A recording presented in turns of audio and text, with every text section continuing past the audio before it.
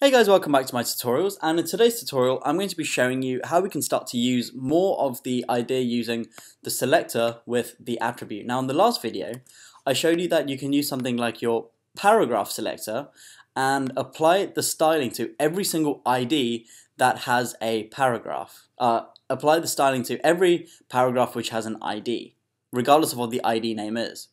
Now in this one I'm going to be doing something similar, except I'm going to be focusing on class names with something called the target equals to underscore blank. In my HTML document I've got an anchor which has a hyperlink, so ahref, and it links to Google, and then I've got my target which is going to be equal to underscore blank in speech marks. Now all this simply means is I'm going to be opening up my link in a different tab. So for example, Google.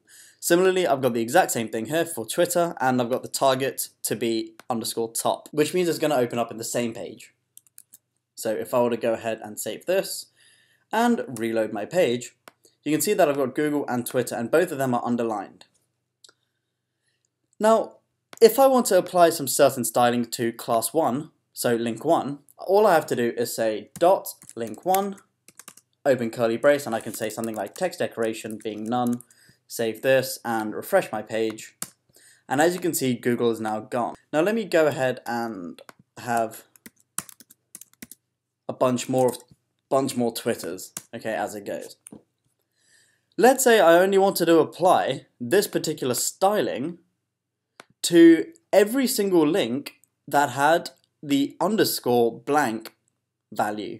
So I only want to apply this particular styling to somewhere to some link that will open up into a new tab, and only to a new tab. Now in order to do this, I'm going to use my dot class selector as per usual, and then I'm going to use something called target. Now everything with a target in this case will be selected, because this is what I'm going to be showing you first. So I can say anything which has an anchor, such as A, and anything that has a target in general, then I'm going to go ahead and say text decoration being none. So I've saved this. If I refresh my page, now all of the underlines have now gone, as you can see. However, now let's say I only want to apply this to only values that have underscore blank. So over here, I can alter my target slightly, and I can say target is equal to, in speech marks, underscore blank. Okay, and now this is going to apply the styling to any anchor which has a target which is equal to underscore blank, and only these values will now be selected. So let's say I had over here this one being blank, and that's it. So save both of these. And if I were to refresh my page,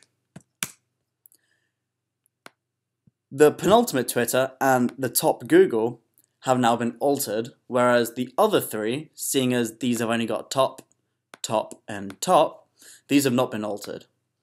If I were to now go ahead and say A open bracket target is equal to open speech marks underscore top, and say color is going to be color as red, and save this. Now only the attributes which have got the target equal to underscore top and belong to the anchors, to the anchor tag, will now be edited.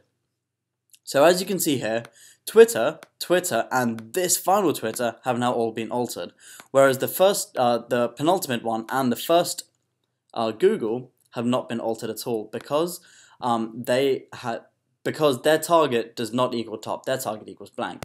So regardless or not, if I actually have a class such as link 1, this won't make any difference to the actual presentation, to the actual output of the code, because as you can see, Google, Twitter, these have all got their own respective ones based upon target is equal to blank or target is equal to top, and over here I've included classes for a bunch of the different links. The final thing to quickly cover is when I am actually using classes. So for example, I do have .link 1, And if I want to only apply the stylings to the class with link 1 and only apply to anything with a target equal to underscore blank, which as you can see, I have something like target is equal to underscore top, but also is part of the link 1. So I can say target is equal to underscore blank here, and I'm going to quickly go ahead and delete this. So over here I've got dot link 1 and in square brackets target is equal to underscore blank, and again I'm just going to say refresh the page quickly. So as you can see, now I've got all the underlines back, and for any links that are part of class 1 or part of link 1 and have the underscore blank as the target, then I'm going to say something along the lines of font weight. So now when I refresh my page, only Google falls underneath this particular styling, where I've got link 1 as my class and the target being underscore blank. All of the others have got underscore top, and this one again underscore top.